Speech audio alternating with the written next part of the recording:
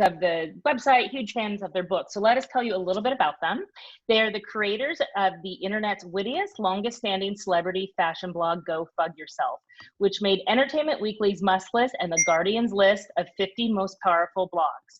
They are authors of The Royal We, as well as 2 young adult novels, Spoiled and Messy, and have written for publications ranging from New York Magazine to Vanity Fair, The New York Times, The Washington Post, Cosmopolitan, W Magazine, and Glamour. Their new novel, The Air Affair, the much anticipated sequel to The Royal We, released on July 7th. So welcome, guys. Hi, thank you so much for having us. We're so excited that you're here. Heather, I'll go to you first. Entertainment Weekly said about The Air Affair, with an unintentional knack for paralleling the lives of the real British royal family, Heather Cox and Jessica Morgan deliver up their highly anticipated sequel with all the pomp, circumstance, and gossip of a royal wedding. God Save the Queen, more like God Save These Books. So tell us what it's about. The book is the sequel, direct sequel to The Royal We. So I guess it's okay to spoil that since the book is 5 years old. The events of The Royal We was sort of loosely based on the courtship of Prince William and Kate Middleton. We used a lot of the real life mile markers of their relationship to build our imagined story of what happens when, you go to university, you meet this guy, you fall in love with him. He happens to be royalty. He happens to have a very important position in the royal family, and how difficult it can be to live that story. As much as I hate to quote Wallis Simpson, because she was problematic. She was a Nazi. It's more than problematic. She has a quote that we actually used in the book that is like, it's really hard to live out a great love story. And so the first book was really predicated on that and the different ways that your choices can affect everybody around you. And in the end, is it a choice that you even want to make for yourself? Spoiler, she makes the choice for herself. They get married, but not without some drama. And this book immediately picks up with more of a, it's like these two, Nick and Bex against the world, and how they're going to be able to navigate some of the fallout of the events of the first book. Yeah, and you guys did a great job with it. Jessica, The Air Affair became an instant USA Today and Apple Books bestseller. You mentioned on social media that this was a tough one to write. Can you tell us a little bit more about that? Yeah, it was difficult. I mean, I think one of the reasons it took us 5 years to get a sequel in everybody's hands is that I think it was difficult for Heather and me to come up with a plot that we felt was compelling and just like coherent and cohesive enough to really do the effort of writing a book about it. And, I think we've all read sequels or, especially in terms of film, seen sequels to romantic comedies or romances where it feels like the primary couple has been broken up just to go through the intellectual exercise of putting them back together. And we didn't want to do that. We didn't want to break up Nick and Bex just to go through the motions to try and bring them together again. But that means that writing, what is our conflict going to be? If the question isn't will they or won't they, what is the overarching plot driver of this book? So it took us a really long time to figure that out. And also just you guys know the last few years have been real tough to be alive, even under the best of circumstances, even if you're very fortunate, which I am. I think it's been hard for people to be creative. I've had everyone is fine, but I'd had a lot of sick people in my family. I had shingles, we're living in America and it's on fire. So I think that in addition to just the fact that I think it was honestly just a really difficult book for me and Heather to crack, it was also one of those books where, we had an outline and we ended up ripping it apart and putting it back together and taking one scene and moving it 8 different places. And it was just, so it was a difficult construction of a piece, but it was also just we're living through what everybody else is living through too. And I know everyone's having a hard time getting anything done. So I just think it was kind of a slog, to be honest with you. And there were parts of it where I was oh, this is going great. This book is fantastic. And but I think that this one was hard to get out the door for from soup to nuts. It was hard to get out the door. Right. And I do, you mentioned structure, and we've had books before that in the edit process, we've had to redo the structure. And I think those were our hardest edits and our hardest books to write. And I'm curious about how the sequel came to be, because when I finished The Royal We, and I think I read it 5 years ago, I read it right after it came out, and it ended on a cliffhanger. And so I guess my question to you is, did you intend for there to be a sequel always, or you ended that way and you're like, we'll see what happened? Or how did that come about? We never really intended for there to be a sequel. We jokingly, actually not even jokingly, it's probably quite sincerely to each other, we referred to that ending as the cutting edge ending, referencing the classic figure skating love story movie. Laura Kelly and I think D.B. Sweeney. Oh, cutting edge. The cutting edge. Yeah, so it's the cutting edge ending. And ironically, when I was a kid, the ending of that movie drove me crazy, because they're at the Olympics and they do the big move that's impossible, and she doesn't crack her skull open, she survives, they finish the routine, and then you don't find out if they won the Olympics.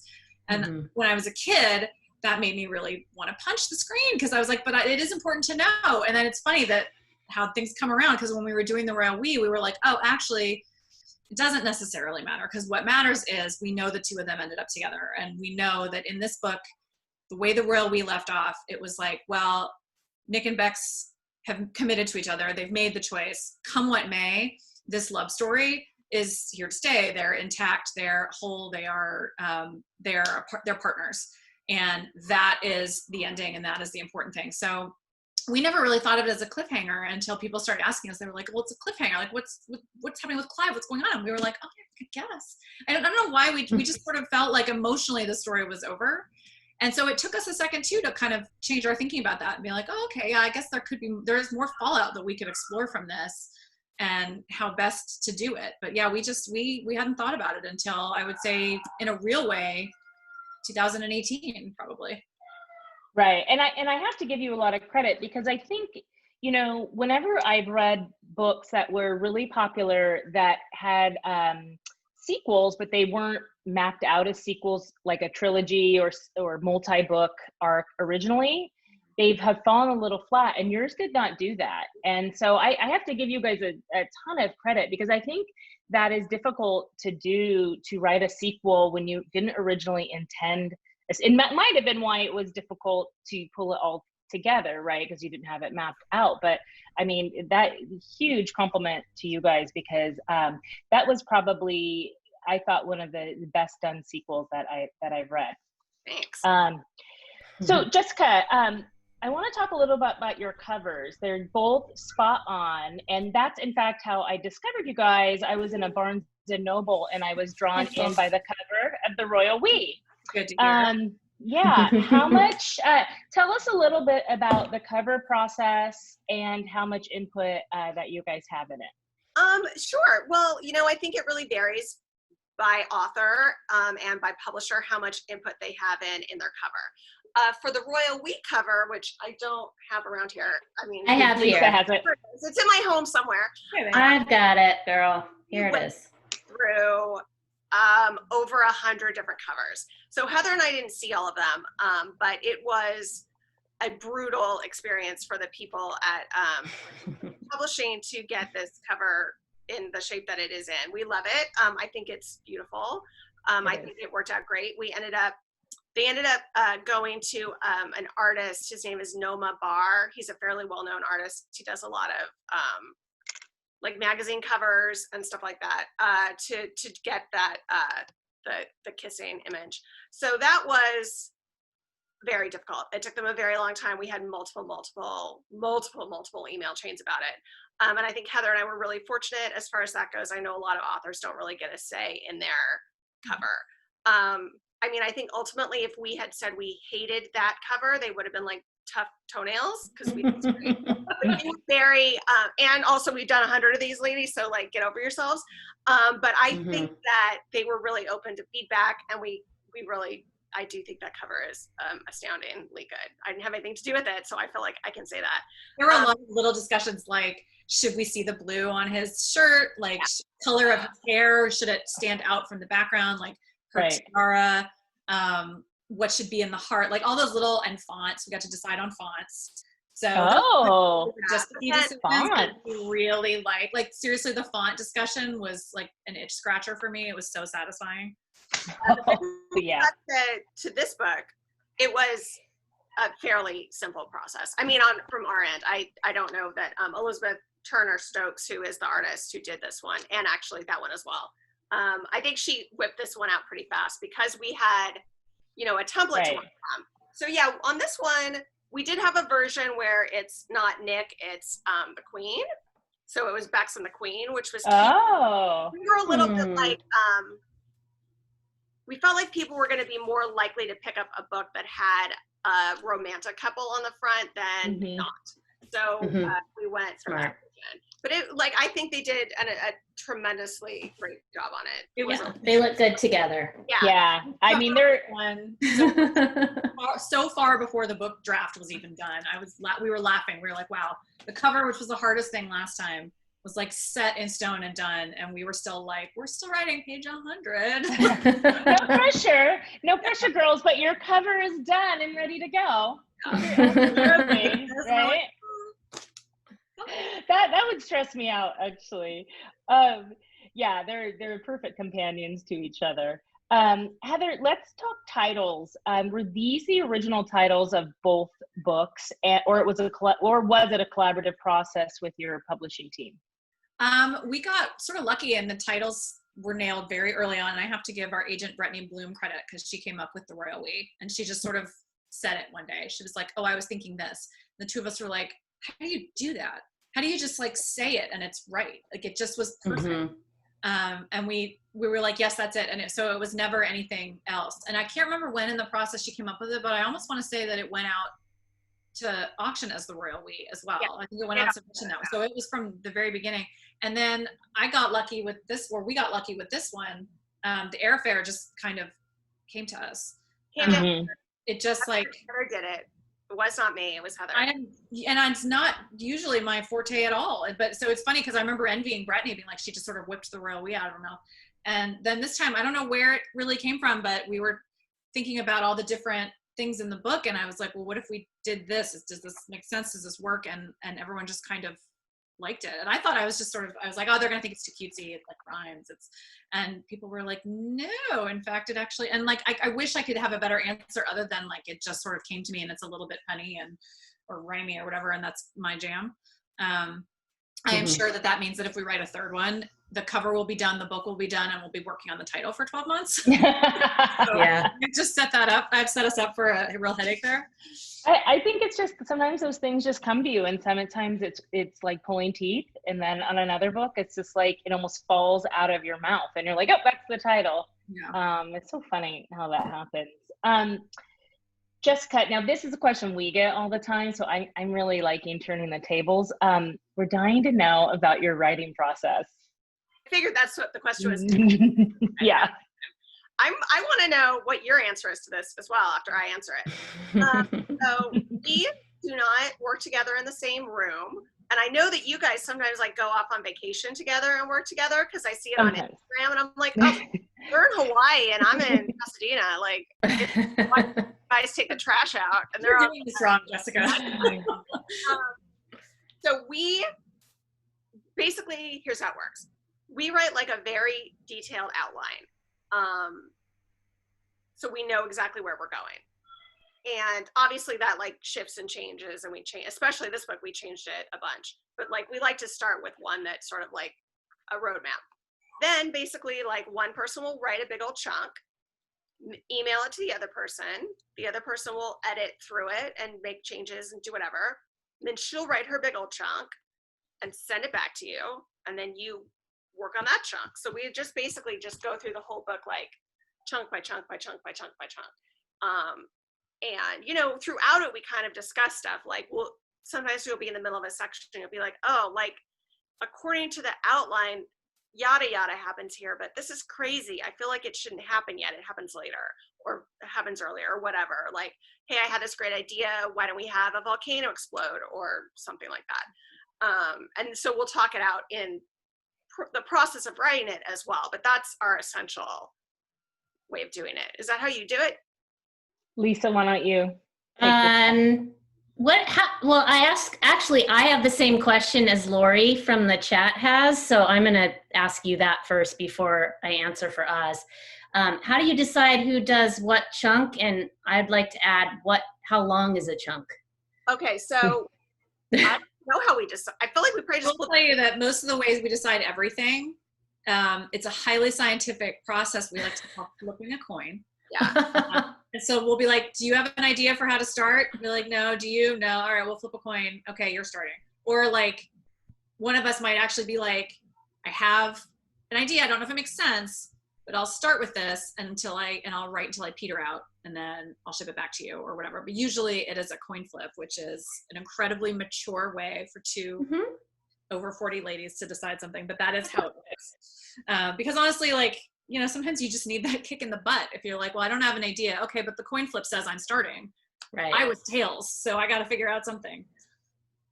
I like it. We alternate chapter by chapter by chapter. So, you know, we'll have like 2,000 words at a time that we're responsible for. How long is your chunk? It's until you get worn out and you can't write anymore, basically. But yeah, Okay. it doesn't turn out to be like a crazy amount. Like, I would say it's usually a chapter. it's usually a chapter. Okay. Sometimes it's a chapter and a half. Okay. So I'd say the longest it usually goes is like 30 word pages. Yeah. I love that it's called a chunk. Yeah, it sounded like really long to me. No. And You also want to like, Yeah. you can't write like 200 pages and then have the other person read, be like, first of all, you wrote the whole book. Second of all, this. Yeah. right, I was wondering how that worked. But yeah, we're the same. It's a It's good literally just a chunk. And often Yeah. it's, you know, especially with this book, because this book, more than any of the other ones we've done, we really did have to make changes to the outline as we went. And as we would realize that, whoever would have it often was like, okay, I think I've solved the problem of where XYZ need to be, and I need to keep it for an extra week and a half, because I feel like if I pass it back to you and it's in the middle of a thought, you're not going to understand. Like, so if I can just bang out a rough version of what I think this is need to be or where it's going or whatever. Right. So like, don't be alarmed. I'm still working on it, but I'm going to have it a little bit longer and then I'll ship it back to you. And sometimes we'll have conversations over Instant Messenger in between, but a lot of times, like if the chunks are going to run over, it's usually because, you know, it is really hard to be like, I had an idea and I'm just going to leave you a long note in the margin and let you do it. Mhm. So Well, right. you want to get that full thought out. And sometimes that thought is longer than a chapter. And then Right. sometimes it's literally, it's like a chapter and a half, and then you start typing and then you're like, blah, blah, blah, fix this, please fix this, help me. And then- Yep. Exactly. Yeah, the notes in the margin are a big part of it. We email it back and forth too, like old school. Do you use Scrivener? Do you use like Google Drive? And we're like, meh, Microsoft Word and email. Yep. You always have, and you always have a version saved. Or in my Yeah. case, we probably have like 400 versions saved. But like, there's always, I like to back it up. I would actually save it. I would either email it to myself or I'd upload it and save it as an email draft so that every time I stopped working on it, I had it backed up somewhere. But like emailing it back and forth to each other made it really easy to be like, oh, there was something that we took out like 2 or 3 versions ago. And actually that might be useful here. And I can actually go find it without having Right. stuff. Right. Yeah, we same thing, and we don't put it in Google Docs till it's done, and we just have to fix the edits, and we keep it in Dropbox for the same reason you do. We keep each finished chapter in Dropbox in case there's something we want to go grab, or even from like a revision. So very, very, you guys are actually probably of all the co-authors that we've spoken with, the closest to how we do it. I mean, I know someone like Greer and Sarah, they like FaceTime and get in a Google Doc and write every single word together. We would never get anything done. We were just having this discussion that like we have sort of tried this before, and sometimes we do get together for like plot stuff, very rarely, but occasionally. And it, you know, it sort of turns into like, oh well, I wrote like 5 words, but ooh, let me tell you, let's like dumb thing this guy that I'm dating did, and then like, oh, Right. let me tell you about my neighbor and the thing she did, and the next thing Right. you know, it's not like a 4-hour conversation. We've gotten very little work done, and like now I have to leave, so we really have Yeah. to be at our desk.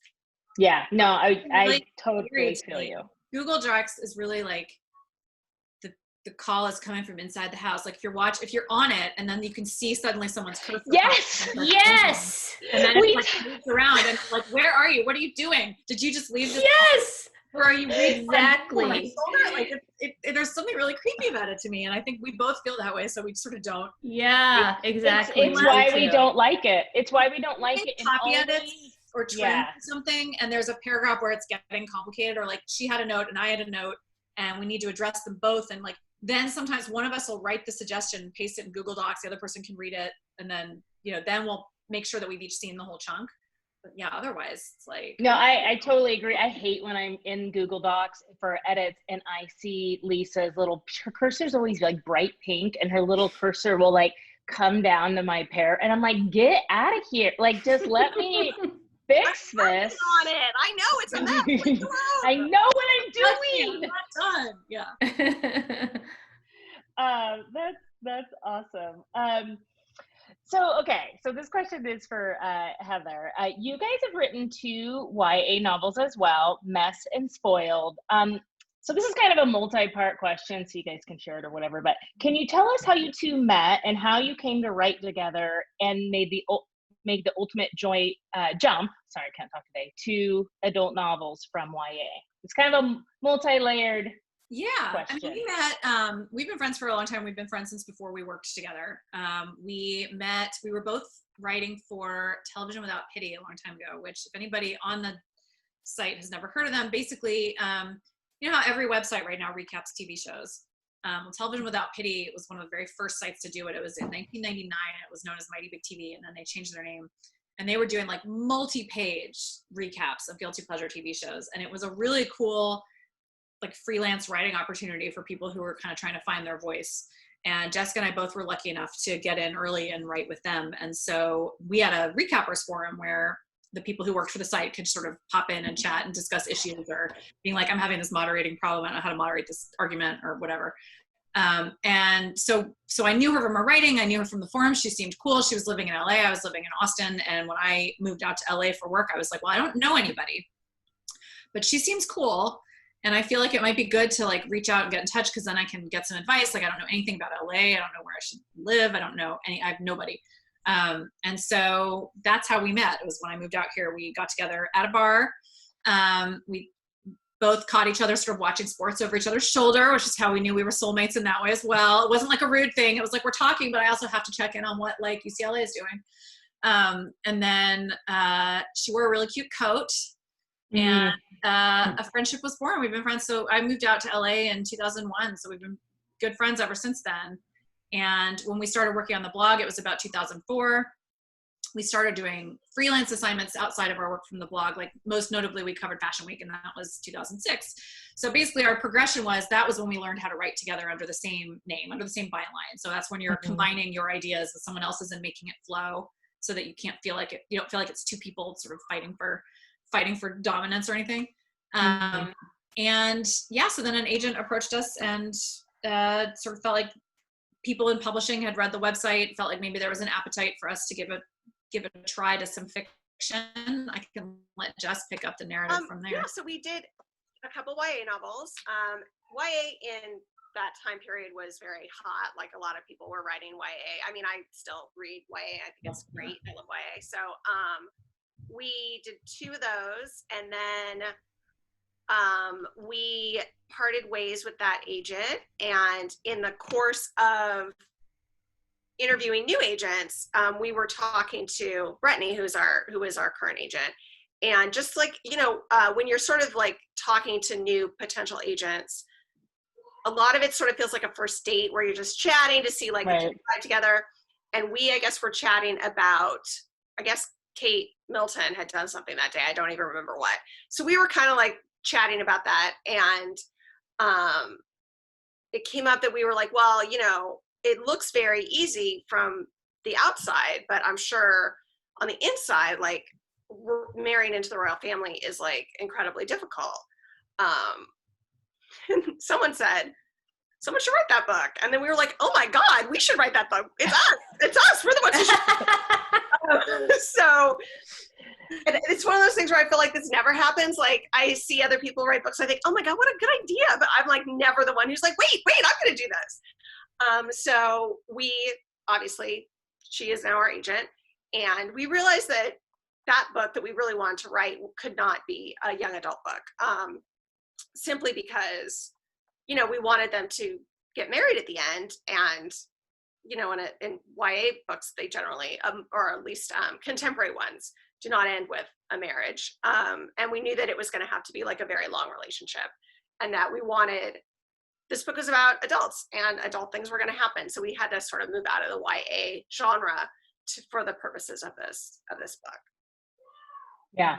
No, that's awesome. What a great story. I know, Lisa, there's a question, right? I have a couple comments. Christina says 2P forever. Colleen says loved 2P.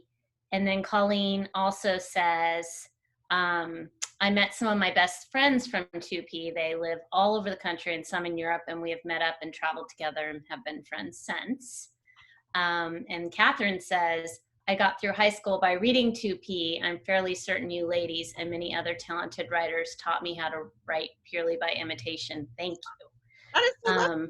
I mean, yeah, it was really like writing for Talented Without Pity was a great experience for both of us. And I mean, I honestly think that we were just talking about this earlier, that those recaps are like incredibly detailed breakdowns of an episode of television.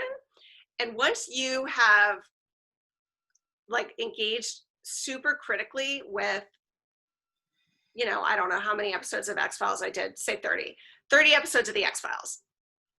It does teach you something about like story structure and the way to tell a story in a way that is compelling throughout like a narrative to how, like, if you're paying attention, I think it really helps you sort of like learn how to construct stuff. So I think in addition to like introducing us together as friends, I think we learned a lot from that as well. Yeah, I could totally see that. And God, I loved X-Files so much. Oh my gosh, so good. Legendary. Lisa, I have a question as well from Holly Phillips, who's asking, if you were to fictionalize Harry and Meghan's love story, how would it end? That's a great question. I mean, hopefully happily. I'm hoping somebody out there is fictionalizing their love story. We felt like we were not the people to do it because I think she's a biracial woman who married into a historically extremely white and colonialist institution, and I don't think two white women should appoint themselves the spokeswomen for that character or for that story, because we don't have the perspective, we don't have the lived-in experience, and I think it would be super arrogant for us to assume that we did just because we've read a couple articles and written a book about royalty. You know, it's just not. Didn't feel appropriate to us, and we didn't know how to include a Meghan character in any way that treated that with the seriousness and that it deserves. So hopefully somebody out there is paying a Black author a boatload of money to write that story, because I think it should be told. I think it can be told incredibly well. And I will be the first person to pre-order that book. I would love to read it. I mean, hopefully the real life story will end happily. And so hopefully the book story would end just as blissfully. Yeah, no, you're right. And kind of tagging on that, this question's to you, Jessica. Why do you think people are so obsessed with the royal family? I mean, I have a lot of theories about this. I think one of them is that obviously I can only speak as an American, and I can't speak for all Americans. We're not a monolith. But my theory is, I think Americans are taught British history in, like, not obviously if you're doing a deep dive, but like as high school students, you kind of get like the soap opera take on it. So like you get Henry VIII and all his 6 wives, which is very dramatic. And then a lot of us lived through Princess Diana's whole story. And, you know, they're on the cover of magazines and they're treated like celebrities. And it's kind of like, as Americans, we experience the British royal family as like an incredibly long-running soap opera. We know all the characters. We like know their backstory. Because we are able to view them from the outside, it doesn't feel as political for us as it does for the British, or for people who live in countries that were affected by Britain's colonialism. I mean, obviously we have the American Revolution, but that's kind of, I felt very like separate from this.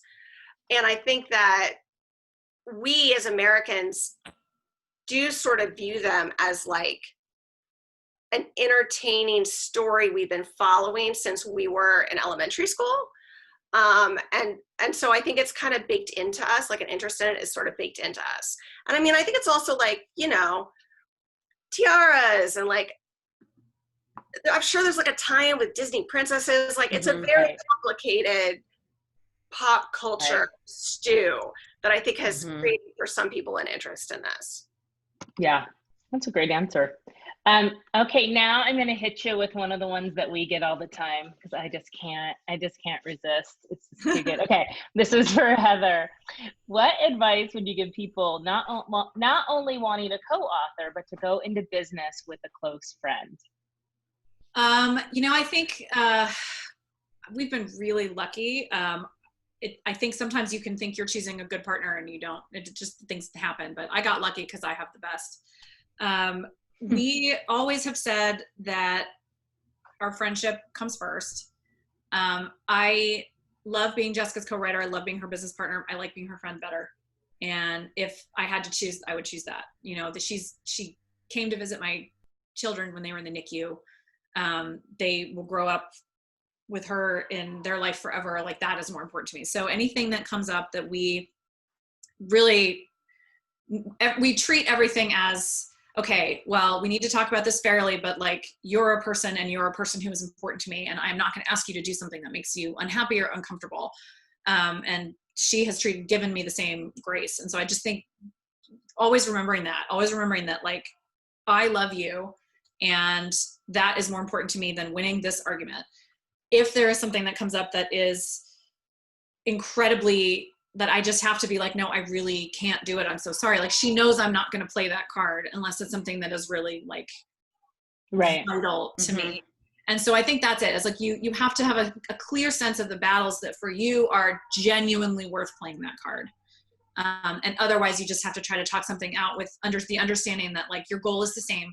Your goal is, in terms of writing together or whatever, our goal is to put something out that has both of our names on it that we're both really proud of. So it doesn't matter who chose that word. It doesn't matter if you wrote that chapter. It doesn't matter if you came up with that plot idea or whatever, like both your names are on the book. You have to both be happy. And so sometimes that means you have to be willing to be like, oh, okay, I wrote that. Yeah, you're right. She was right. That needed to be tweaked. You have to stop caring about that stuff as much. And you just have to be like, the end result is we're both proud, and be very choosy about, like I said, about the things that you think are worth putting your foot down about. Right. Because if you're not, then pretty soon everything becomes something you put your foot down about. And then I don't think friendships can thrive in that situation. So we've gotten very lucky by making sure that we've always been very clear, even without really saying it, that like that was the number one. The friendship was the number one, and everything else we will work it out. I'm going to interrupt you here. Damn you. I think that we're fortunate, and again, this is just like luck because we didn't talk about this. You should talk about this stuff. I think we're fortunate that we have a similar communication style. Like neither one of us are big arguers. We don't really fight ever. Knock on wood. Maybe we'll have a big fight today. I'm not going to. We just don't really fight. But I think we have the same communication style, and I think that really helps. I think if you are, and this was like one of the discussions we had when we were, in fact, going into business with our current agent, where like, when you're in a business relationship with a person, if it is within your control, I think you need to have a conversation with them about like, how do you want to communicate? Like, some people love to fight and it's not personal. They like are just yellers and they fight and then they forget about it and it's fine. But if you're not like that, I think that would be a really difficult relationship. I've worked with people who are like that, who are like yellers and they're real angry and they blow their top and then they're done and it's over. And you're kind of like, oh my God, you yelled at me. And you're like, oh yeah, I guess I did. But anyway, everything's fine. So I think that in an ideal world, you have to have a conversation about how are we going to, what is the most effective way for us to communicate stuff to get things done? Or even like, this is a thing I do and I know I do it and I wish I didn't. Please call me out on it. I won't take it personally. Like if I'm doing this, you can just say you're doing that thing again. And then like everybody has those little, those ticks. And sort of not being afraid to own those on yourself as well. You have to have a clear idea of who the other person is, but you also have to have a clear idea who you are so that you can take the criticism or you can take the note and understand that it's not personal. Right, right. We tell people that's great advice, and we tell people all the time, like you're being live edited all the time, so you have to really you become more unemotional about your writing, Mhm. um, because it's you're getting edited right away. It's not like you write the whole book and then you send it to your editor. When you send her a chunk or she sends you a chunk, I mean that's being edited immediately, and I do think that forces you to be more objective Mhm. about your writing. That's awesome. I mean, we don't like yelling, but we're like sisters because we've been friends since we were 14. So we're kind of like bickerers. Like if you see like we're kind of like beep, beep, beep, beep, beep, beep, beep. But never about writing. No, Interesting. Never about writing. It's very no, interesting. But you guys For also our- know that about each other too, which is really helpful because you can kind of step back for a second and be like, oh, we're doing this system. right, Like, right, I think having that awareness is good. And I think going into it with somebody who you know as well as you can, and right. that you can be honest with, and then you can trust them. Like if I can say to Jessica, I'm really sorry, I'm running late with the book. It's because I'm having a really hard time with it, or I'm having a hard time with XYZ. I will have it to you in a couple days. I'm really sorry I'm late. And she knows that I'm telling the truth, and she knows that it's Right. because I was like, I don't even know what I would have been doing, walking around aimlessly, picking my nose. Like she knows that wasn't it. Right. Right. And so there's a trust there that we've built up over the years that, and then we can, when I have to be like, yeah, I'm really sorry, I'm having trouble with something. She's like, okay, take right. your time. Yeah, trust is imperative. Mm-hmm. I know we've got another cue. Yeah, I have another one from Andrea Johnson. You're on a roll, girl. She wants to know if did you go to the UK to research these books? We did for the first one. For Royal We did go to the UK and we took a long trip there. I mean, it wasn't that long. It was like a week. Oh yeah, it was actually a big pain in the neck now that I remember it, because we left on New Year's Day and we had to get back in time to cover the Golden Globes. So it was Right. the only week we could go, and we were like, January in London, maybe not the most ideal time to go to London, although all the Christmas ornaments were sold. It was very festive. We had a great. So we flew over there. We did a real quick and dirty trip. We visited all the places we could get to that are in Royal We. Like we went to the Buckingham Palace tour, which is exceptional. We went up to Oxford and we took a whole day there. We had a really fun trip. For this book, we were not able to go on a trip, but we sold it right before Harry and Meghan's wedding. And we did go over to cover the wedding for Cosmo. So we at least were there and we kind of got to soak up some vibes to kind of like reset. Mhm. We didn't unfortunately get to do anything that was really book oriented, in part because we hadn't figured out what was even really going to be in the book. So we didn't know where to go. But yeah, for Royal We did take a trip. That's awesome. See, you guys go on trips too. You're not the only ones. I know you saw us in Hawaii, but you guys go on some I wish we trips. could do more of them, unfortunately. Yeah, we keep joking, like, when are we going to do a book set in the Italian wine country? Yeah. And Yeah, we have the same conversation. yeah. This whole book should have been set in Italy. Seriously. Okay, well, this question's for both of you. You can answer together. You may not have the same answer. What are your favorite 3 novels, and this can be fiction or nonfiction, about the royals? If you had to choose 3. Oh, I have to say I don't read I don't either. any of them. Yeah, fine. But I mean, I definitely, like anyone, went through a period of, I read a lot of Alison Weir. She does a lot of nonfiction, biographies of various. She has one of Elizabeth I. She's obviously got one of Henry VIII and his wives. I think she has one of Eleanor of Aquitaine. Really, it's on my bookshelf, but I can't see it. So I read a lot of that stuff. And obviously, Casey McQuiston's Red, White, and Royal Blue, which recently. Oh yeah, that's good. Awesome. Yeah. And I don't read them, and I think Jessica probably has a similar answer, and I will let her give it. But it's that I don't want it in my head. Yeah, I mean, Yeah, I understand. I will say I don't read any of the really modern ones, just because honestly, I'm really scared that I'm accidentally going to plagiarize them. I don't want to get anyone else's ideas in my head. Also, when you're writing your own book, I read like true crime when we're writing our stuff, because I want to read something that's totally different from what I'm working on, to kind of keep my creative process untouched by other people's ideas. I do read a lot of historical stuff, though. That's true.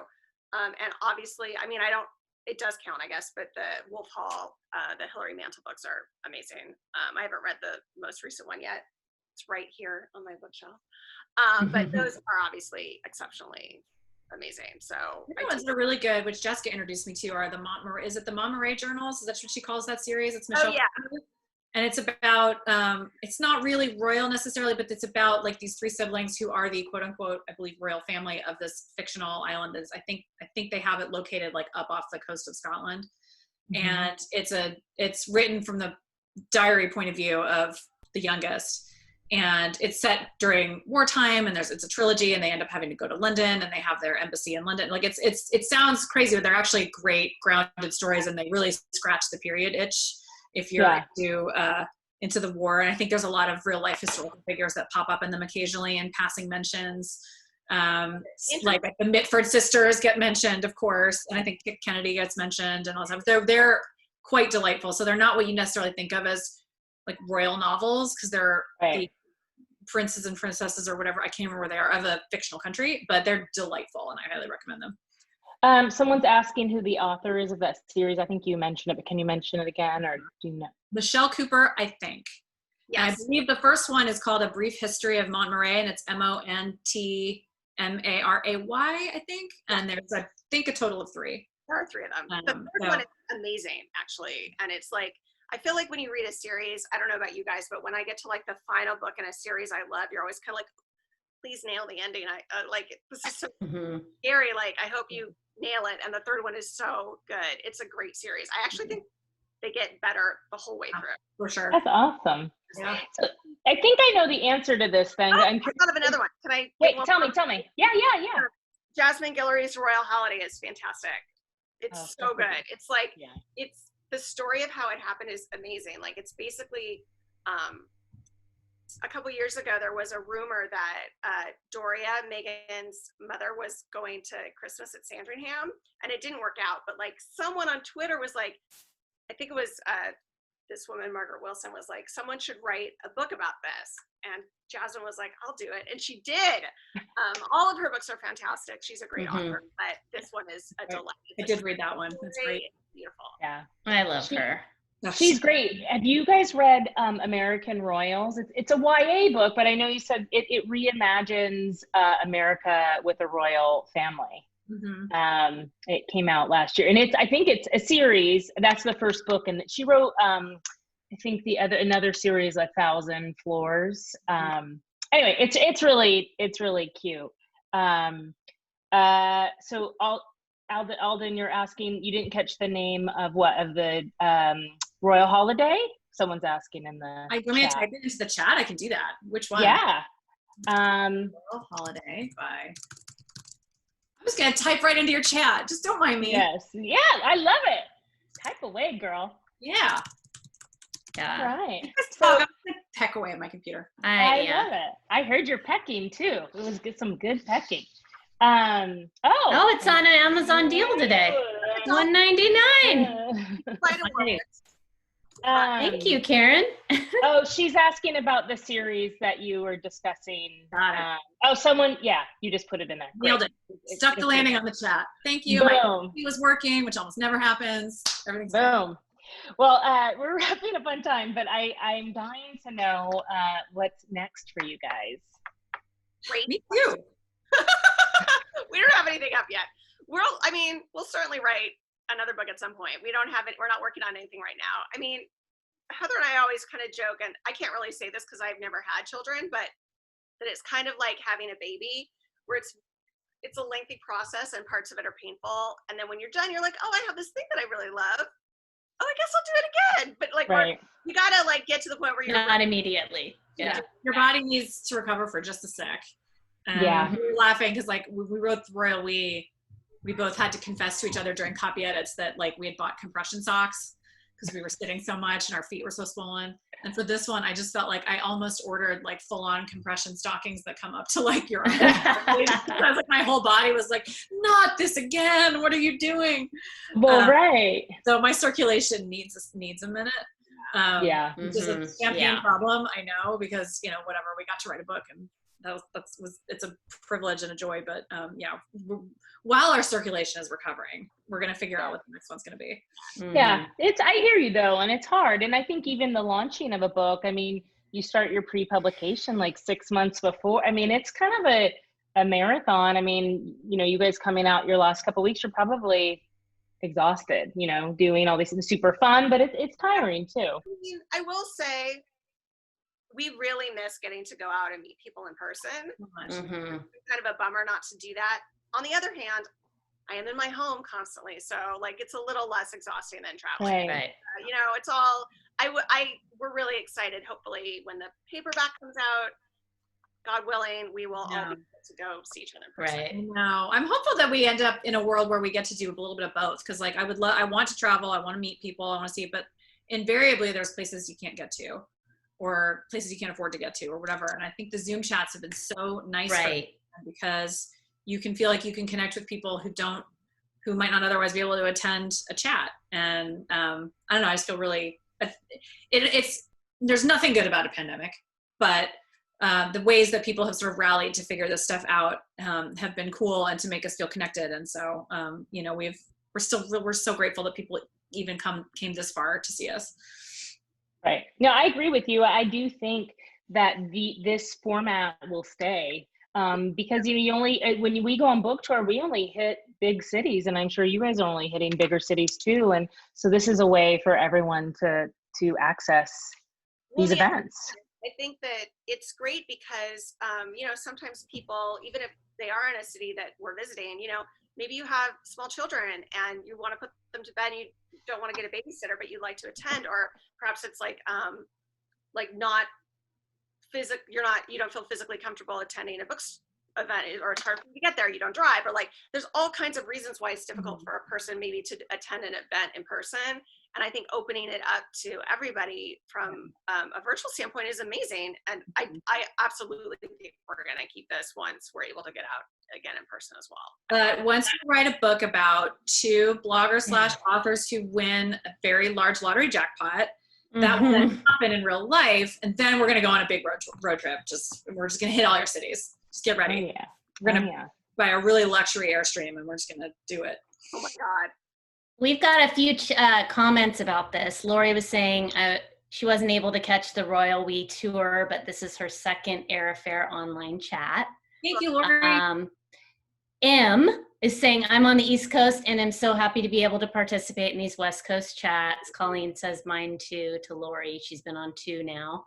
And Alana says, I love the Zoom chats because I live in Canada and will not be able to come to an in-person. Chelsea's agreeing with her. And Siobhan, hope I said that right, says, thank you so much. I wouldn't normally be able to participate since I'm in New Zealand. And I happen to have the day off work today. I loved the book. I finished it last night. Thank you. Thank you. That's amazing. Thank you so much. Just because I know it's hard to get the book all the way over there because we don't have a publisher in New Zealand. So good Lord. Thank you so much for jumping through that hoop. I really appreciate it. That's amazing. Oh, we've got a worldwide, we've got everybody represented. Everybody's here. See, this is one of the huge benefits to this. Right. Well, I think that's a perfect note for us to close on. Tell everybody how they can find you online. Okay. So we're at our website, Go Fug Yourself, F-U-G, like fugly, every weekday. And then obviously we're on Twitter at Fug Girls and also Instagram at Fug Girls.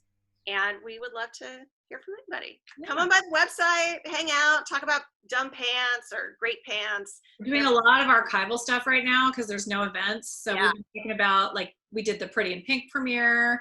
I saw that. Jessica found some crazy bathing suit from 88 years ago, that tape, a Greta Garbo photo shoot. Like, there's been all kinds of, we found some good archival stuff. So come on by and live in the past with us. It's fun. Yeah, well, it's been awesome to have you guys. You guys can find us, Lisa and I, at Lisa and Liz on Instagram, and our website is lizandlisa.com, and it has links to all these. It also has all the events we have coming up. On Thursday, we're so excited to have the author of Craigslist Confessional. Gonna butcher her name, Helena De La Bala, I think I'm saying it right, but I don't know if you guys have heard of this book, but it's basically about a woman who quit her like high-paying New York job and took ads out on Craigslist and just interviewed people for a year. And these are essays from those interviews, and it's really, yeah, it's just it's really well done. So we're going to be talking to her on Thursday at 5:30 p.m. A little bit different time than normally, but we'd love to have you guys here. All of you would love for you guys to join. Sorry. It's been a long day, but you guys can find that and all our other events for Warwicks at lizandlisa.com/events. And Julie, I'll hand it off to you. And you guys, thank you so much. It was an absolute pleasure. Thank you Thank for having you. us. Julie, thank you so much for it. Wait, what? So congrats on your new book. It just came Oh, out. thank you. Yes, it did. Thanks. Thank you. Appreciate that.